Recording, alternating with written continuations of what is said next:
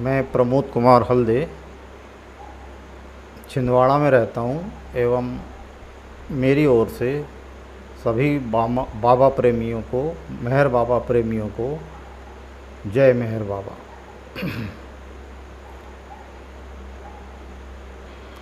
श्री संकल्प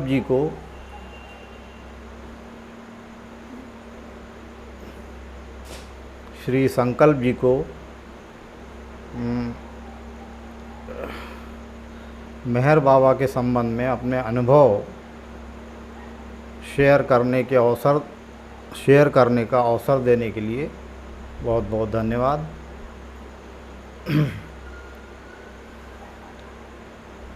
मैं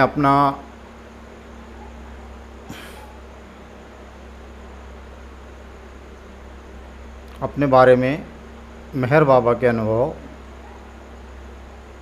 आपको संक्षिप्त में कहूँगा एवं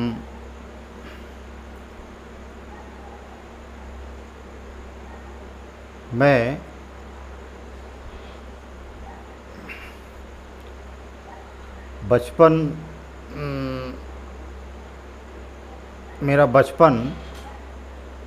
मेरा जन्म सिवनी ज़िले के बरघाट तहसील में हुआ एवं वहीं पर मेरा शिक्षण वगैरह पूर्ण हुआ। माता पिता के सानिध्य में, उनके छत्र छाया में हमारा बचपन बीता और हमारे पिताजी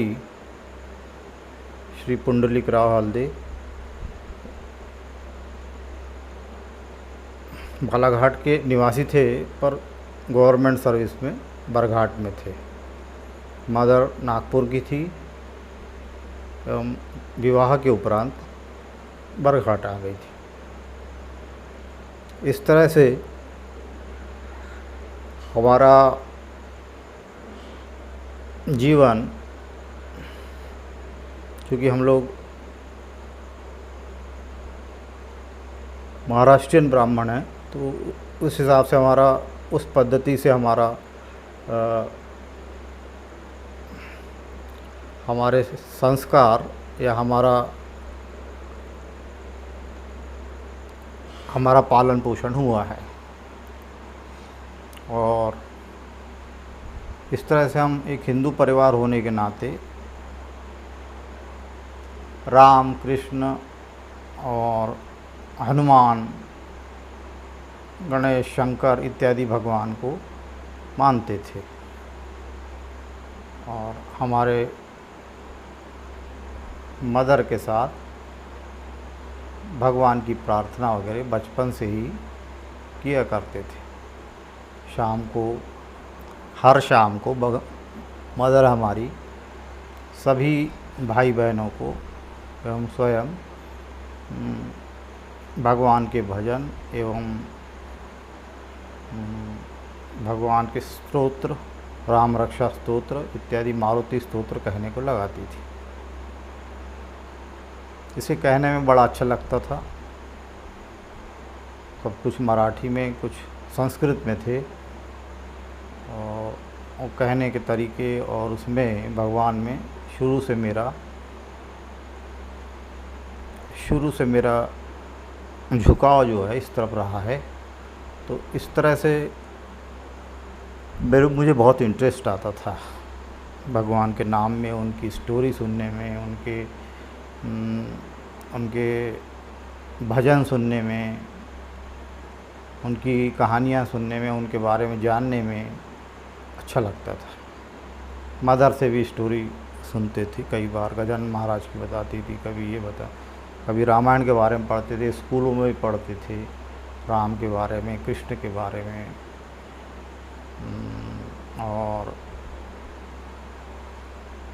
और भी सभी चीज़ें अपने उस हिसाब से चल रही थी। इस तरह से बड़े होते गए। पर हम लोग ऐसे बचपन में नागपुर में जनरली मदर के साथ छुट्टियों में, गर्मियों में स्कूल की छुट्टी हो गई तो गर्मी में हम लोग जा कर के नागपुर में रहते थे। नागपुर में हमारी नाना नानी थी, वहाँ पर रहते थे। हाँ, गोरक्षण करके है धनतोली में, उसमें हम लोग रहते थे। तो वहाँ एक मंदिर है वहाँ पे, राधा कृष्ण का मंदिर, अच्छा बड़ा हॉल था उसमें और मंदिर था। तो बहुत अच्छा मंदिर था, सुंदर था, उस टाइम के हिसाब से तो बहुत अच्छा था वो, अभी भी अच्छा है। वहाँ पर अक्सर हम लोग खेलते थे, तो वहाँ बहुत अच्छा लगता था। वहाँ पर विभिन्न टाइप के कार्यक्रम होते रहते थे, भजन होते थे, कीर्तन होते थे, कीर्तनकार आते थे, भजन भी होते थे। तो जब कीर्तनकार वगैरह आते, भजन वगैरह होते, तो मदर वहाँ जाती थी, हम लोग भी बैठते थे, सुनते थे। इस तरह से हमारा जीवन धीरे धीरे गुजरता गया और हम बड़े हुए। हमारी सर्विस लग गई और हम लोग जॉब में आ गए, गवर्नमेंट जॉब में। हमारी पहली पोस्टिंग पांडुरना में हुई। पांडुरना यानी छिंदवाड़ा ज़िले में, छिंदवाड़ा में हुई थी, वहाँ से पांडुरना हमारा अगली पोस्टिंग पांडुरना हो गई। 1-2 साल पांडुरना रहे, सन 81 में पोस्टिंग हुई और 1-2 साल पांडुरना रहे और वहाँ से हमारा ट्रांसफ़र सौंसर हो गया। सौंसर में 3-4 साल रहे। इस तरह से हमारा ये मतलब यहाँ तक का जीवन चलता रहा। इसी बीच हमारे फादर इन लॉ को पता चला होगा कि यहाँ कोई विवाह के योग्य लड़का है, सौंसर में रहता है एवं, तो उन्होंने संपर्क किया, आए थे वो मिलने के लिए। हमारे फादर इन लॉ वकील थे और छिंदवाड़ा में वकालत करते थे, श्री मुरलीधर पाठक। वो आए तो उन्होंने मुझसे कहा, घर पर आए, जहाँ पे मैं रहता था वहाँ पर आए और कहा कि मेरी बेटी की शादी होनी है, यदि आपको शादी करना हो तो आप बताएं। अभी अगर फिर बात आगे बढ़ाते हैं। तो मैंने उनसे कहा कि मेरी बहन की, छोटी बहन है मेरी, 1-1.5 साल छोटी थी, उसकी शादी पहले होगी, उसके बाद ही मैं विवाह कर पाऊँगा। इस तरह से उनको बता दिया और अभी मैं जब तक शादी नहीं होती तब तक शादी नहीं कर पाऊँगा। तो वो चले गए। उसके बाद बात आई गई हो गई और हम भी भूल गए। और फिर इस बीच बहन की शादी जम गई सन 86 में, और 86 में उनकी शादी जम गई और शादी हो गई। उसके बाद अब हम लोग हमारी विवाह के बारे में हमारे घर पे चर्चा चल रही थी, जनरल चर्चा, कि अब शुरू करेंगे, बाकी भी भाई बहन थे छोटे, इस हिसाब से वो चल रहा था। लेकिन अभी कोई तैयारी नहीं थी, क्योंकि 86 में उसी की शादी हुई थी बहन की। किंतु इसी बीच फिर से फादर इन लॉ करीब 86 वगैरह में, 86 के बाद आए होंगे। हाँ, 86 के बाद आए थे, 87 वगैरह में आए शायद, या ऐसे ही कुछ था। तो आए और फिर से उन्होंने यही कहा कि अब आप शादी करेंगे क्या। तो मैं भी पहचान गया उनको, आए तो पहचान वगैरह हो गई फिर से। पर मैंने ये सोचा कि अब अभी भी इनकी शादी नहीं हुई, इसके पहले करीब 2 साल हो रहे थे और 2 साल के बाद पुनः आए थे। तो मैं सोचा अब तो इनकी शादी हो गई होगी शायद, ऐसे मेरे दिल में आया। तो ये सब चीज़ें थोड़ा भूल भी गए थे। पर पुनः आने से उनसे फिर बात हुई, तो अब मैं कुछ बोल नहीं सकता था। मैंने कहा ठीक है, अब शादी, इस तरह से उन्होंने ठीक कहा। और इसके बाद 2-4 महीने बातचीत चलती रही और और 2-4 महीने बाद तय हुआ शादी करने का। तो शादी सन 24 जनवरी सन 1988 इस तरह मेरा विवाह हुआ। और उसके बाद यानी उसके विवाह के बाद मैं जाना कि यहाँ इनके यहाँ मेहर बाबा को मानते हैं। और मिसेस जो है नित्य प्रति अपनी शाम को सुबह मेहर बाबा की प्रार्थना और आरती वगैरह करती थी। मैं भी अपनी नित्य पूजा भगवान की, हमारे जो राम कृष्ण की मूर्तियां घर में रहती हैं वो करते रहते थे। इस तरह से मैंने उनको कभी इसके लिए कि मेहर बाबा कौन है, बातचीत तो जनरली चलती रहती थी, पर मेहर बाबा उनसे भी ज़्यादा कोई इस समय बात में मेहर बाबा का मानती थी तो ठीक है, मैं बोला मानती हैं तो कोई प्रॉब्लम नहीं है।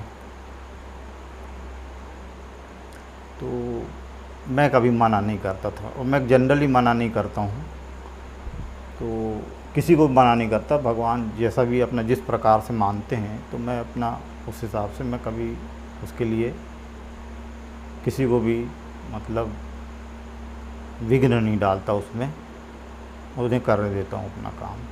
इस तरह से 2-3 साल ऐसे ही मैं भी इधर ध्यान अपना करता था, वो अपना करती थी।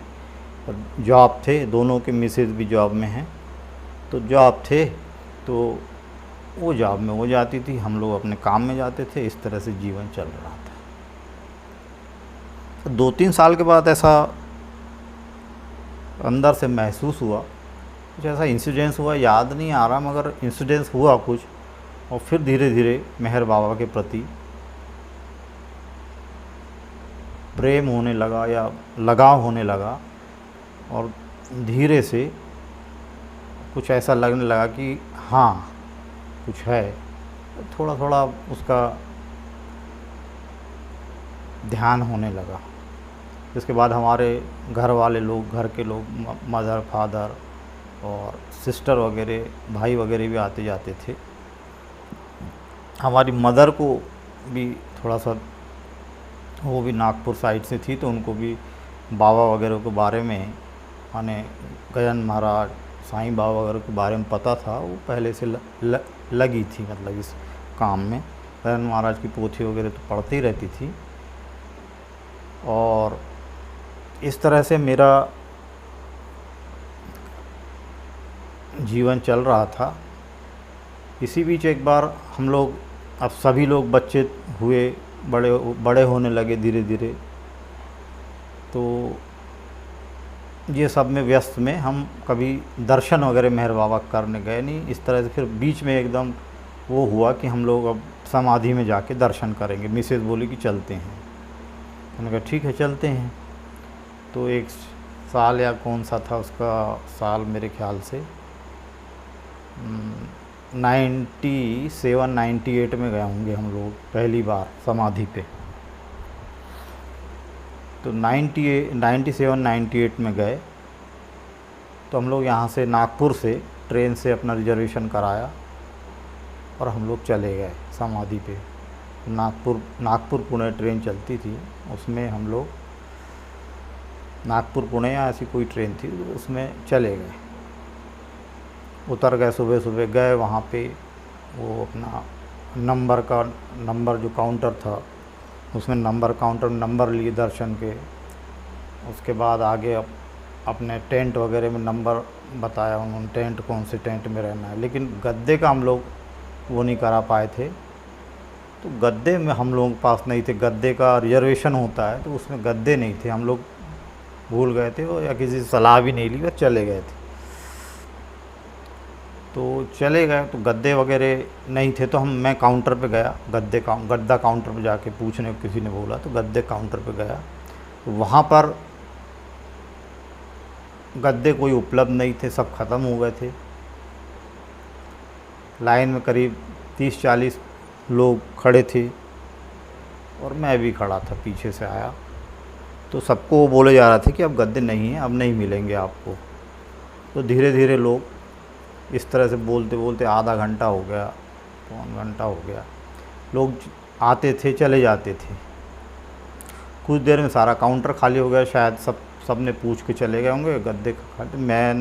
मैं तो अब मेरे पास कुछ भी नहीं था, छोटे मोटे चादर वगैरह कुछ ले गए होंगे तो वही होगा, गद्दे वगैरह थे ही नहीं। तो मैं खड़ा था, मैंने कहा कहीं हो सकता है कोई मिल जाए गद्दा वगैरह, कहीं से एक दो आ जाए तो मिल जाएंगे।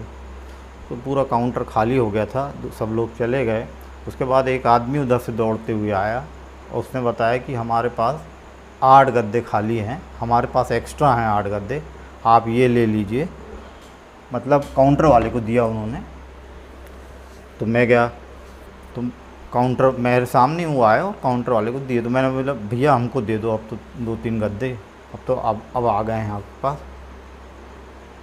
तो मैं बड़ा आश्चर्यचकित था कि अभी सब लोग, इतने लोग यदि खड़े होते यहाँ पर तो मुझे वो गद्दे मिल ही नहीं पाते। 7-8 गद्दे आए थे, 8-9 गद्दे जो भी आए थे, मैंने कहा मिल ही नहीं पाते। मुझे जब अकेला मैं हूँ तब ये आए और मिल गया। तो इस तरह से आश्चर्य हुआ कि अचानक गद्दे मुझे कैसे मिल गए और मैं यहाँ कैसे खड़ा रहा इतने देर तक, सोचते कि अब मिल जाएंगे शायद, अब आएंगे कुछ न कुछ, कहीं से व्यवस्था करेंगे ये लोग लाने की या कुछ करेंगे।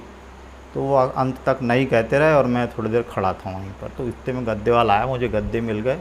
बहुत खुश हुआ क्योंकि वहाँ पे बहुत समस्या थी, बहुत भीड़ भी थी। हमने कहा गद्दे वगैरह नहीं मिलेंगे और ठंड का समय भी था उस टाइम। तो इस तरह से हमें गद्दे वगैरह मिल गए। तो बड़ा आश्चर्य हुआ कि बाबा ने कैसा ध्यान रखा कि वो गद्दे हमें समय पे मिल गए। पहली बार हम लोग गए थे दर्शन के लिए अमर तिथि पर। तो फिर उसके बाद ऐसे दर्शन हुए, लाइन में लग के दर्शन किए। उस समय सब बच्चे भी छोटे थे, इनकी तरफ भी ध्यान था और बाबा के दर्शन किए।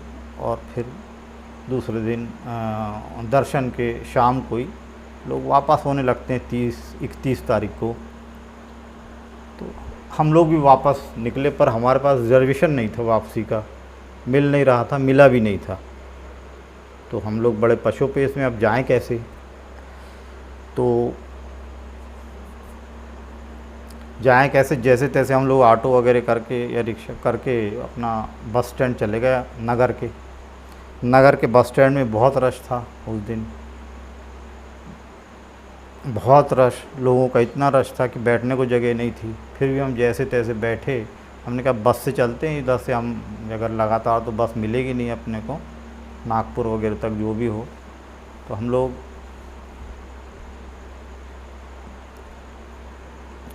हमने कहा अब डिसकंटिन्यू जर्नी करते हुए जाते हैं। तो औरंगाबाद तक चले गए हम लोग बस से। औरंगाबाद से आगे जाने वाली बसें कुछ मिल रही थी, तो उसमें बहुत रश था, तो हिम्मत नहीं थी कि उसमें बच्चों को लेके बैठा जाए।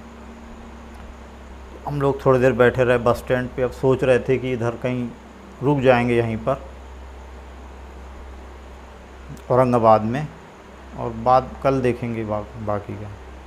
सोच रहे थे 12 बज रहे थे, 12 साढ़े 12 बज रहे थे, 12:30 1 बज रहे थे। तो बसें निकलते जा रही थी, भरी थी एकदम, पहले से कहीं से आ रही थी, भरी भरी बसें आ रही थी। तो ये सोचा कि अब क्या करें, रुक जाते हैं। तो इस हिसाब से हमने सोचे रुक जाते हैं। उतने में कोई गाड़ी वाला बस स्टैंड पर आया। गाड़ियाँ नई गाड़ियाँ थी जो कि शोरूम से, जो कि वहाँ से कंपनी से निकल के कहीं शोरूम में नागपुर में जा रही थी। महिंद्रा या कुछ गाड़ियाँ थी, ऐसी कोई गाड़ियाँ थी। तो वो पूछने आया, 3-4 गाड़ियाँ जा रही थी, तो कोई जाने वाला है क्या, या एक ही गाड़ी, 1 या 2 गाड़ियाँ थी तो शोरूम में जा रही थी वहाँ पर नागपुर। तो वो बोल रहा था कि नागपुर कोई जाने वाला है क्या, अभी पूछने आया, हमसे पूछना है। तो हाँ भैया, हमने कहा क्या है नागपुर जाने के, उधर जाने के लिए। तो बोले ये हमारी गाड़ियाँ हैं, नागपुर जा रहे हैं शोरूम, तो कोई चलना हो तो चलिए आप लोग। हमने कहा ठीक है, हम लोग चलते हैं, अमरावती तक जाना है, अमरावती चलेंगे। ठीक है बोले, आप बैठिए। तो बैठ गए ऐसे, और चारों बैठे पीछे सीट पे और चले गए। अब चूँकि छोटे वाले बेटे का उसका एग्ज़ाम था, कोई यूनिट टेस्ट जो हर मंथली टेस्ट वगैरह होते हैं वो थे। तो उनके प्रिंसिपल बहुत स्ट्रिक्ट थे वहाँ के स्कूल के, वो KG 2 या फर्स्ट वगैरह में कुछ था। तो वो बहुत रो रहा था कि मैं कैसे एग्ज़ाम दूंगा, वहाँ पे चिल्लाते हैं सारा और ऐसा और वैसा, और कब पहुँचेंगे। दूसरे दिन था जिस दिन, हाँ मतलब सुबह सुबह हम 8 बजे अमरावती पहुँच गए, 6 बजे अमरावती पहुँच गए। वो बहुत फास्ट लाया उसने, इस तरह से अमरावती पहुँचे और वहाँ से बस पकड़ के हमको 8 बजे की बस थी, तो बस छिंदवाड़ा की जाती थी वहाँ सीधे डायरेक्ट। तो वो बस पकड़ के हम लोग छिंदवाड़ा की निकले। तो बच्चे की एग्ज़ाम वगैरह थी 2 बजे, करीब 2 बजे के बाद एग्ज़ाम वगैरह थी। तो वो रो रहा था, बड़ी परेशानी, उसको वोमिटिंग वगैरह भी हो रही थी बस की, तो बहुत परेशानी हो रही थी ऐसी। तो धीरे धीरे अब बस भी निकली 8 बजे, तो हम लोग 2 बजे करीब छिंदवाड़ा पहुंचती हूँ, 2 बजे करीब वो भी छिंदवाड़ा पहुंची। और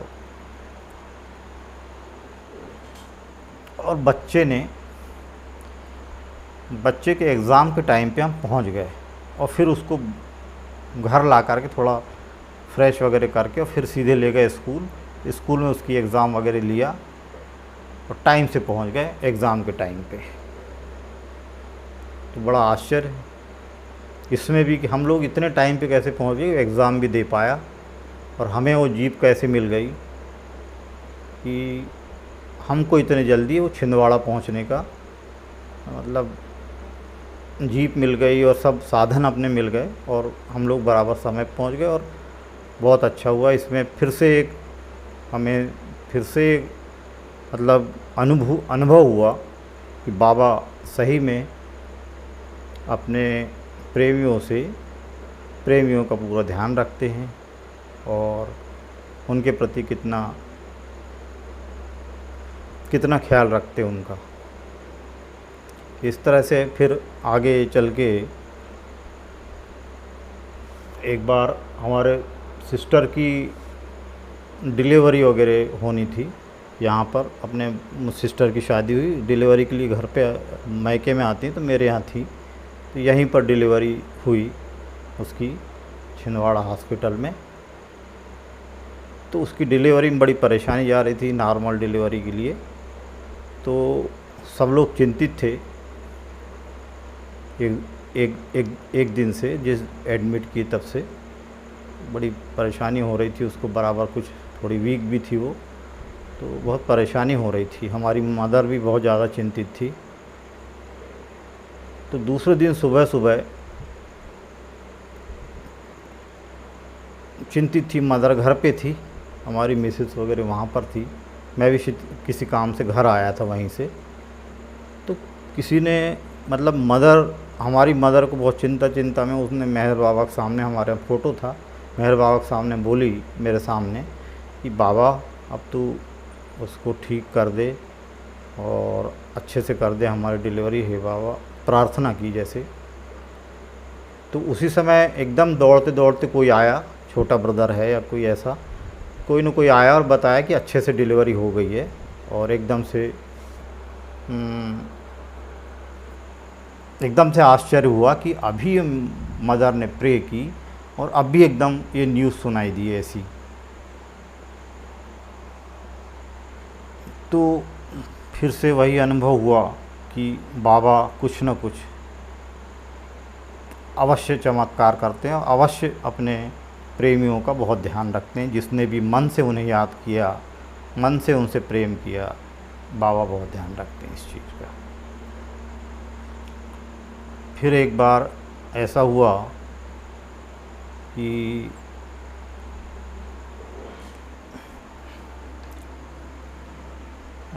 कि हमें प्लाट लेना था, तो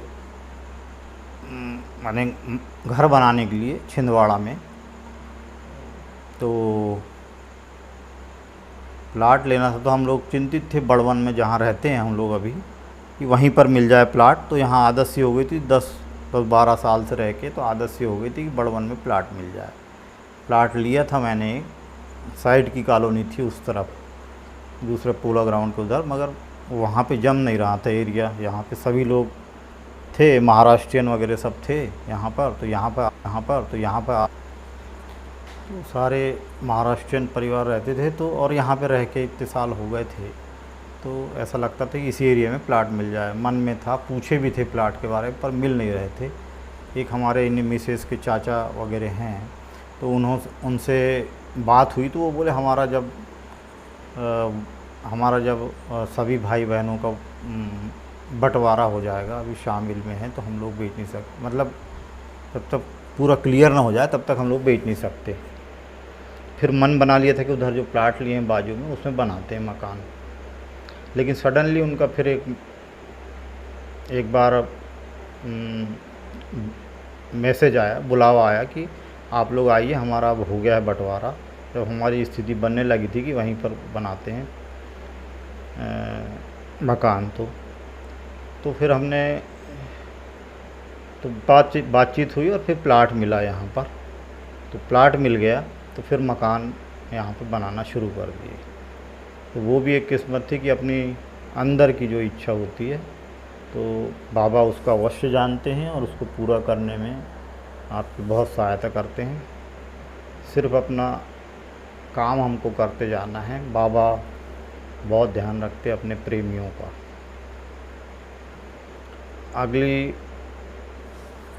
आगे में ऐसा हुआ कि एक बार मैं अपनी ड्यूटी पे था, मेरी ड्यूटी इरिगेशन डिपार्टमेंट में, और हम लोगों के पास नहर बांध वगैरह का और सिंचाई वगैरह का कार्य रहता है। खेतों में किस कृषकों के खेतों में सिंचाई वगैरह, इस तरह से वो उस कार्य में रहती हमारी ड्यूटियाँ। हम लोग बांध बनाते हैं, नहरें बनाते हैं और फिर सिंचाई वगैरह होती रहती है। तो वहाँ पे एक बांध का निर्माण हुआ था, हम लोगों ने करवाया था। तो उसमें बन के तैयार हो गया था, पहले साल पानी भरा था उसमें। तो वो बांध में क्या, वो पानी तो भर गया, गेट बंद था। जब पानी भरा तो नहर का गेट जो होता है, नहर पानी निकलने का, वो बंद था। तो हम लोगों ने उसको खोलना था। रबी यानी गेहूं की सिंचाई के लिए उसको खोलना था। भरा हुआ था, बरसात में भर गया, और उसको अपने गेहूं की सिंचाई के लिए खोलना था नहर से। फर्स्ट टाइम खोलना था। तो गेट जैसे खुला, खोलने गया, उसको खुला तो खुला ही रह गया, वो बंद ही ना होए, बंद नहीं हो रहा, जिससे पानी निकल रहा था, बह रहा था पानी। थोड़ा हुआ, फिर थोड़ा खोल के फिर बैठालते हैं उसको, गेट को ऊपर से, तो बैठ नहीं रहा था। तालाब बड़ा था, 25-30 फुट पानी उसमें होगा, तो उसमें कुछ कर भी नहीं सकते थे। गेट अंदर था, तो बहुत वो हो रहा था, पानी थोड़ा गेट खोल, पानी निकलने लगा, और फिर गेट नीचे नहीं जाए। बहुत कोशिश की, बहुत ज़्यादा फोर्स करते तो गेट की टूटने की यानी वहाँ का जो रॉड होती है ऊपर की, उसकी टूटने की संभावना थी, वो और एक दिक्कत हो जाती है। इस तरह से एक दिन प्रयास किया, दूसरे दिन प्रयास कर रहे थे, शायद दूसरे दिन ही प्रयास कर रहे थे। तो दूसरे दिन प्रयास कर रहे थे, तो सुबह से गए, 10-11 बजे से गए थे। तो उसको प्रयास करते हुए लोगों को बुलाया, इकट्ठा करते थे। वहाँ पे कुछ रस्सियाँ वगैरह डाल के, बोरी वगैरह डालते थे उसमें। अब गेट में तो कुछ कर नहीं सकते, बंद नहीं हो रहा था, तो रस्सी वगैरह डाल के बोरियां डालते थे, और उसमें कहीं पैक हो जाए तो धीरे धीरे पानी चलते रहता, भले ही गेट ना बैठे। मगर वो बोरी भी बह जा रही थी, बैठ नहीं रही थी वहाँ जा कर के प्रॉपर। दिन भर के प्रयास के बाद भी बैठ नहीं रही थी। हमारे कर्मचारी लोग रहते हैं, वो लोग सब प्रयास कर रहे थे, मैं भी वहीं था। तो बड़ी दिक्कत, बहुत समस्या उसमें। कई बार यह तो कंप्लेंटें हो जाती है इस टाइप की कि ऐसी, मतलब ध्यान नहीं दिया और ऐसा कर दिया वैसा कर दिया, तो सारी चिंता का विषय। नहर टूट जाती, नहरें ब्रीच हो जाती, तो वो फिर हमने उसी के लिए प्रयास किया तो बंद हो जाए कैसे भी, या पानी स्लो रफ्तार में चले तो जिसमें एक सीज़न धीरे धीरे निपट जाएगा। तो बोरी डालते थे, वो दिन भर प्रयास करने के बाद वो होता ही नहीं था, निराश हो गए। शाम तक करे, रात को 7 बज गए 8 बज गए, जा ही नहीं रहा था, बोरी नहीं लग रही थी उसमें। एक दो को तो गोताखोर जो रहते हैं उनको भी नीचे लाके दिखवाया तो उनसे भी नहीं जमा कुछ। फिर ऐसा हुआ कि मैं डैम से नीचे उतरा और नहर के ऊपर गया और नहर को देखा तो बहुत भयानक फुल चल रही थी, बहुत तेज़ पानी आ रहा था उसमें। ऐसा लग रहा था कि टूट जाएगी, बिल्कुल छलकने वाली थी। वहाँ एक पुल बना था, उसके पास से पाइप में से पानी जा रहा था, वो एकदम पुल के पास एकदम भर गई थी नहर और टूटने वाली थी। वो टूटने वाली थी तो अब तो निराश हो गए थे, करें क्या इसमें। अब वो कोई प्रयास भी काम नहीं कर, कुछ भी नहीं आ रहा था।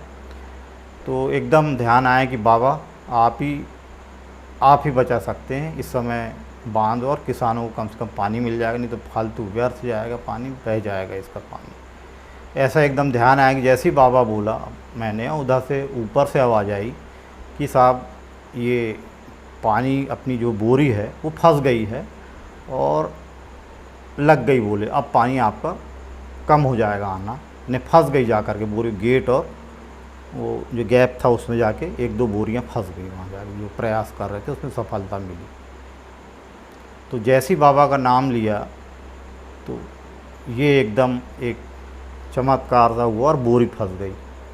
उसी समय बीच में फ़ोन आया था कि मेरे बेटे का कहीं गिर गया है, तो उसको वो क्या क्या बोलते उसको, क्या बोलते समय है, लिगामेंट्स टूट गए थे, उसके लिगामेंट टूट गए थे, वो उसका इलाज अलग चल रहा था। फिर भी मैं नहीं आया था घर, और मिसेस वगैरह और हमारी जो साले साहब की बेटी थी वो उसका ट्रीटमेंट कराए। मेरा ध्यान वहीं डैम पे लगा था और फिर मैं रात को 9-10 बजे करीब पहुंचा, वो बोरी लगी और फिर मैं घर पहुंचा, देखा, फिर उसका ट्रीटमेंट शुरू किया। दूसरे दिन नागपुर वगैरह ले गए। अब वो ऐसा था कि देखिए, जो मेहनत और लगन से काम करो दूसरों के लिए, अब मेरी मेहनत डिपार्टमेंट के प्रति और वहाँ पानी के प्रति थी, लोगों की लगन में, तो बाबा ने ध्यान दिया होगा, बाबा ने वो सफल किया। और ऐसे कृपालु बाबा हैं और ध्यान देते अपने प्रेमी का। इसी तरह से मेरा एक बार ट्रांसफ़र हो गया था नर्मदा घाटी विकास करके, हमारा एक दूसरी विंग है जबलपुर नर्मदा नदी पे जो बांध बने हैं उसमें मेरा ट्रांसफ़र हो गया था। तो मैं 1-2 साल से, बहुत 1 साल करीब उसमें बहुत परेशान था। यहाँ से मुझे रिलीव तो नहीं कर रहे थे, मगर समय आने पे यदि बुलावा आ जाता तो वो रिलीव कर देते, तो मैं ट्रांसफ़र के लिए इधर उधर बहुत गया। ट्रांसफ़र हो गया था, यदि किसी भी समय रिलीव कर सकते थे वो, लेकिन जब तक वहाँ से ऊपर से कोई प्रेशर आता तो रिलीव कर देते। मैं बोला रिलीव करने के पहले कुछ हो जाता। कई लोगों के पास गया, कई नेता से बातचीत की, ये वो की, सब नेता आश्वासन देते थे और कुछ होता नहीं था। बहुत परेशान हो गया था मेंटली। मैंने कहा उस तरफ से इस तरफ आना फिर बड़ा मुश्किल हो जाएगा, या वहाँ से यहाँ के लिए प्रयास करेंगे तो बहुत ही मुश्किल काम है। फिर वो बहुत दूसरे इस जगह जाने पे तो बहुत 1-2 साल की बहुत परेशानी, इधर उधर घूमना, इनके पीछे बताना, इसको बताना, वो नेता को पकड़ना, कहीं इधर जाना कहीं उधर जाना थोड़े काम के लिए। तो बड़ा परेशान हो गया था कि मैंने कहा ये रहेंगे इधर, हम जाने की इच्छा नहीं थी उस साइड। 1 साल हो गया था शायद, वो रिलीव तो कर नहीं रहे थे, मगर फिर भी कर देते किसी दिन भी अगर आर्डर आ जाता तो इस बीच क्या हुआ, अंत ऐसी परेशान भी हो गया। फिर मैंने कहा अब क्या होगा, कहाँ जाया जाए, क्या करा जाए, इस तरह से। तो मेरा एक दोस्त वहाँ नर्मदा घाटी विकास में, वहाँ पे मंत्री जी का पीए थे। उनको पता चला एक कोई छिंदवाड़ा के पास सिवनी है, सिवनी ज़िले से कोई गए होंगे, उनका भी हुआ था वहाँ पर ट्रांसफ़र। तो वो गए थे, वो पहचानते थे उनको, पीए थे वो। और मेरा भी दोस्त था, लेकिन मैं अब सर्विस ज्वाइन कर लिए तो कोई कहीं उस तरफ से अलग अलग जगह अपनी सर्विस कर रहे थे। तो वो वो ये हुआ कि उनके वो गया होगा तो उसको जब लिस्ट देखी उसने, और उसके पास लिस्ट भी थी, ट्रांसफ़र था, लिस्ट देखी तो मेरा भी नाम था। तो उसको ध्यान आया वो दोस्त को कि मुझे नहीं पता था कि वो दोस्त वहाँ पर है, पर उसके पास लिस्ट थी वो वाली, नर्मदा घाटी विकास में मंत्री का पीए था वो।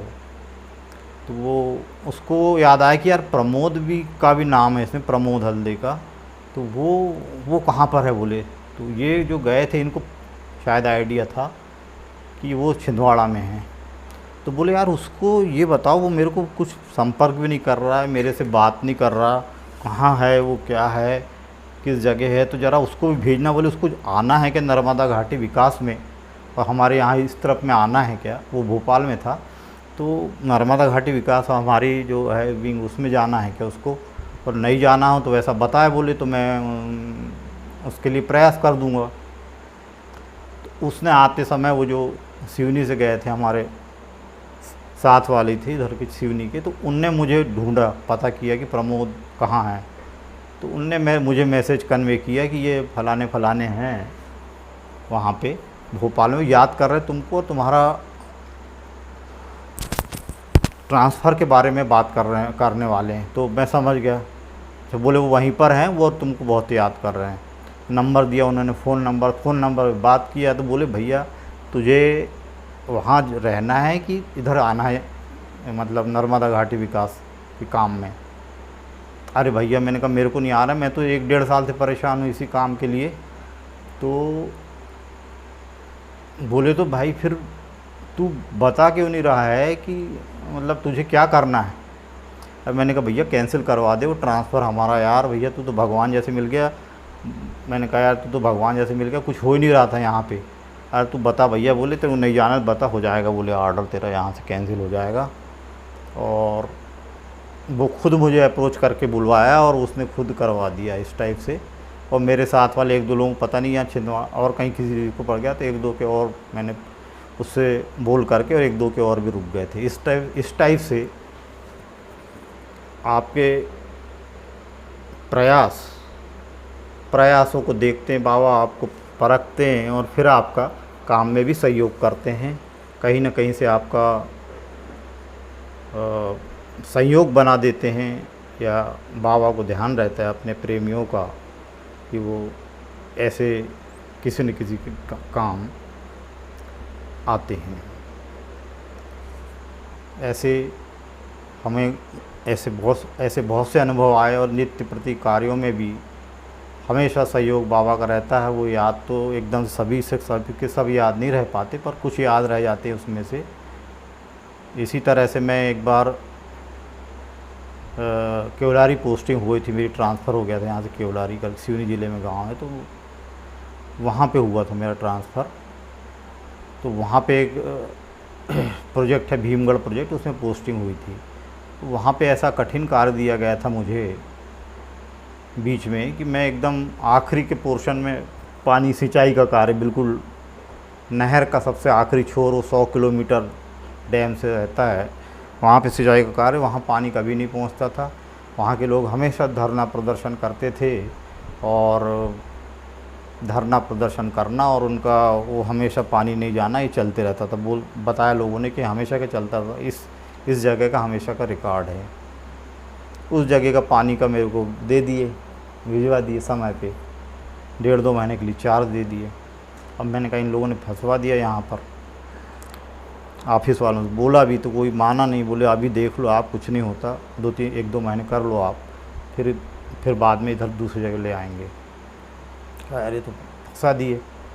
फिर भी मैं अपने कार्य पे निरंतर जाते रहा और प्रयास करते रहा, किसी तरह नहर का पानी आगे बढ़े। 20-25 किलोमीटर, वो 25 किलोमीटर के एंड में गांव था, वहाँ तक पानी अपने कर्मचारियों को लेकर के जाते थे, प्रयास करते थे दिन भर कि यहाँ से पानी रोकना, उधर से पानी बंद करना, आगे उसको पहुँचाना। इस तरह से प्रयास करके जाता था, पर वो इतनी लंबी नहर थी जिससे पानी पहुँचना बड़ा असंभव होता था। थोड़ा बहुत मिलता था जब तक हम लोग प्रयास करते थे, वो नॉर्मल पानी जाता था, जिससे उनका कुछ भी नहीं हो पाता, खेतों में पानी नहीं पहुँच पाता ढंग से। ऐसा 1-1.5 महीना प्रयास किया, माने दिसंबर जनवरी जनवरी और फरवरी के फर्स्ट वीक में ऐसा कुछ है, तब प्रयास मैंने लगातार अपना कि चलो नहीं जाता तो नहीं जाता, लेकिन प्रयास तो करना चाहिए।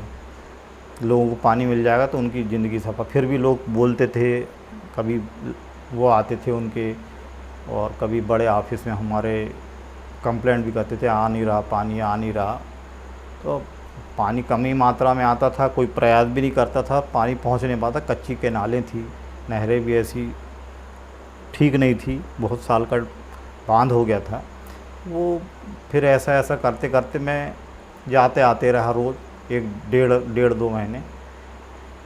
एक दिन उसी गांव में खड़ा था, आखिरी में जा कर के, पानी जैसा हो रहा था, मौसम ख़राब हो रहा था, तो मैं जाके खड़े हो गए। हम लोग यहाँ एक कोई होटल में बैठे होंगे और कहीं खड़े हो गए, एकदम तेज़ पानी आया। तो मैं और हमारे कर्मचारी लोग, तो वहाँ के लोग पता था कि ये आते हैं साहब लोग रोज़ और चले जाते हैं, प्रयास कर रहे हैं पानी के लिए। और पानी इतना तेज़ आया कि वहाँ करीब 1-1.5 घंटा पानी गिरा और 1-1.5 इंच की बारिश हो गई। और उस गांव के आजू बाजू के गांव, हर जगह बारिश हुई। उस क्षेत्र में इतनी बारिश हुई कि उनको अब पानी की ज़रूरत महसूस ही नहीं हुई। उनको पानी की ज़रूरत ही महसूस नहीं हुई। मैंने उन्होंने कहा, जब पानी बंद हुआ, इतना तेज़ पानी था, माने ऐसा तेज़ पानी बरसात में भी बहुत कम आता है, इतना तेज़ पानी 1-1.5 घंटे में गिर गया था। खेत में पानी सब भर गया था, इधर उधर बह रहा था पानी, गांव में भी देखा इधर उधर बह रहा था, इतना पानी आ गया था। गेहूं की फसल के हिसाब से सफिशिएंट पानी था। तो पानी आया।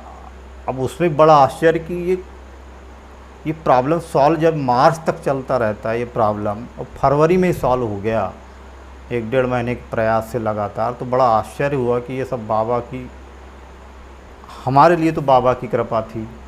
मैं वहाँ प्रयासरत था तो मेरे लिए बाबा की कृपा थी, लोगों का जो भी जिस भी भगवान की कृपा थी। ये बड़ा आश्चर्यजनक था कि इतना पानी गिर जाना, और अपन उस कार्य से मुक्त हो गए। और फिर तो नेक्स्ट ईयर में दूसरे कार्य में आ गया था मैं।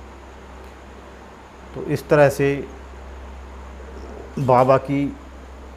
बाबा परेशानी अपने प्रेमियों की समझते हैं और उसको दूर भी करते हैं। बस प्रयास अपने जारी रखना चाहिए और बाबा का नाम अपने ध्यान में रहना चाहिए, और सभी में बाबा का रूप देख के सभी के लिए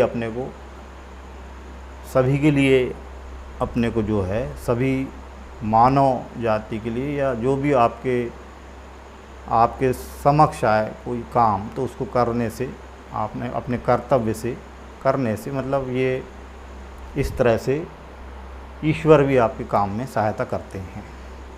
बाबा ने भी ऐसी सहायता की। उसमें भी एक आश्चर्य हुआ।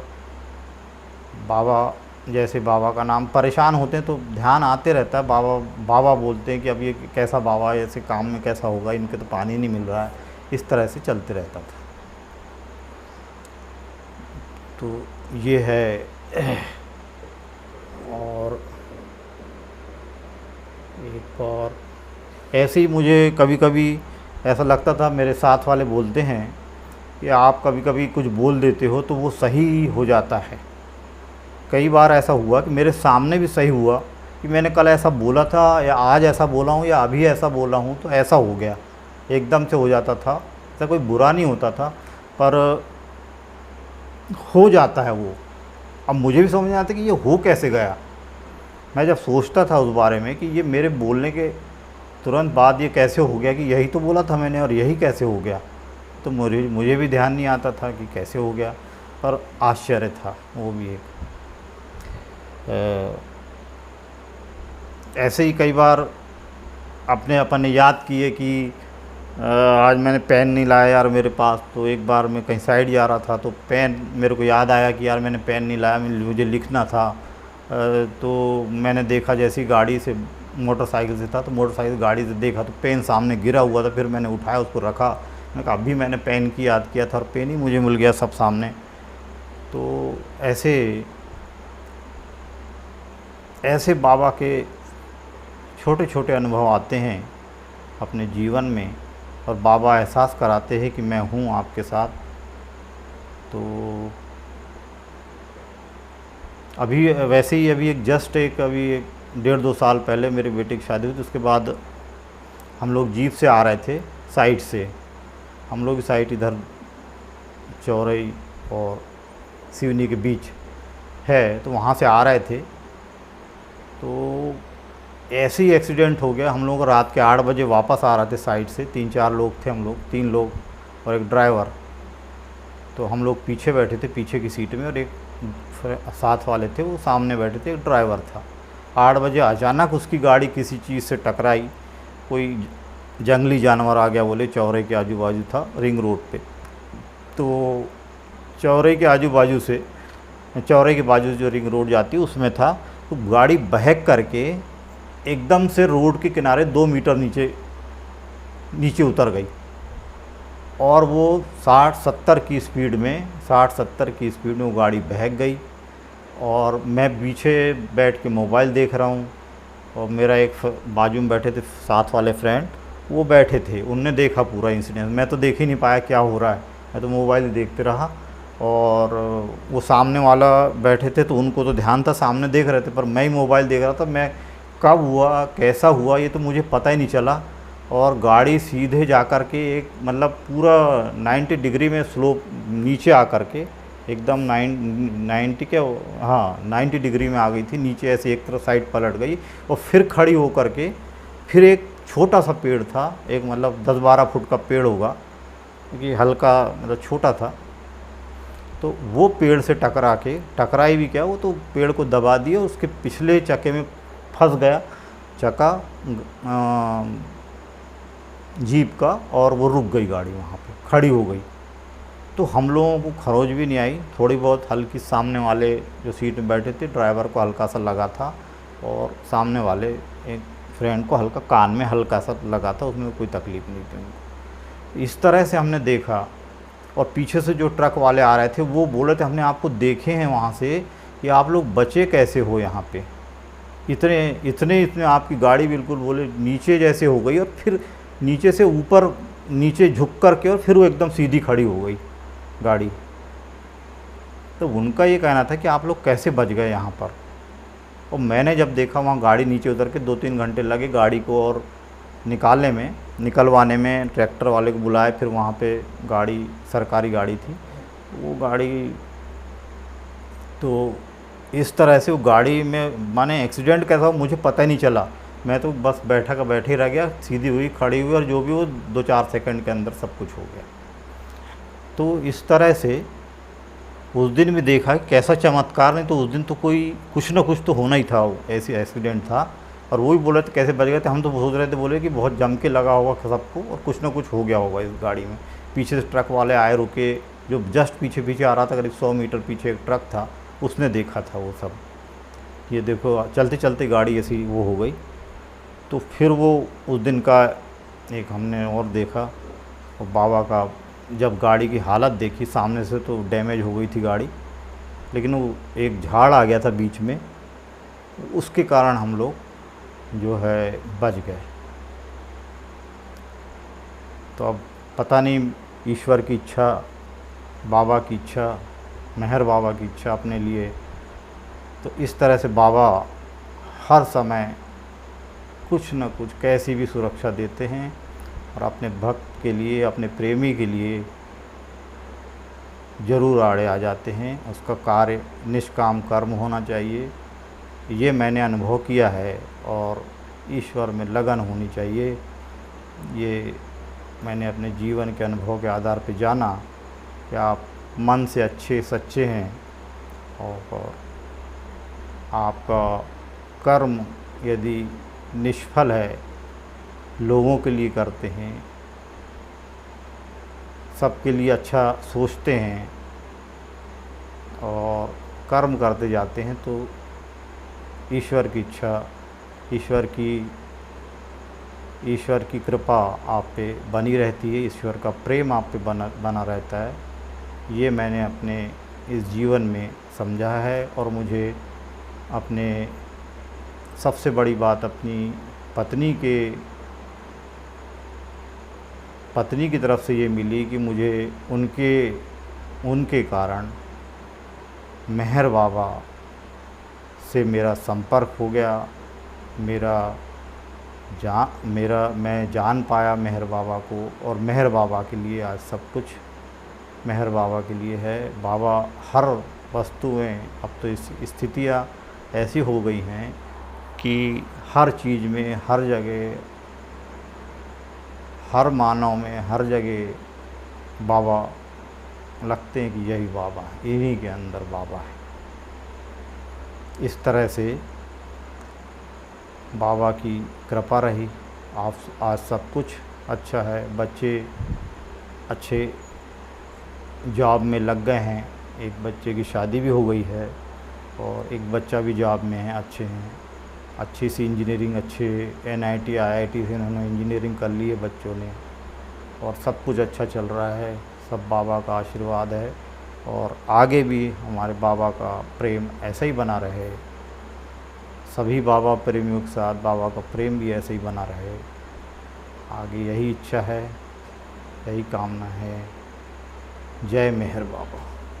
सभी बाबा प्रेमियों को नमस्कार और जय बाबा। संकल्प जी को बहुत बहुत धन्यवाद। जय मेहर बाबा।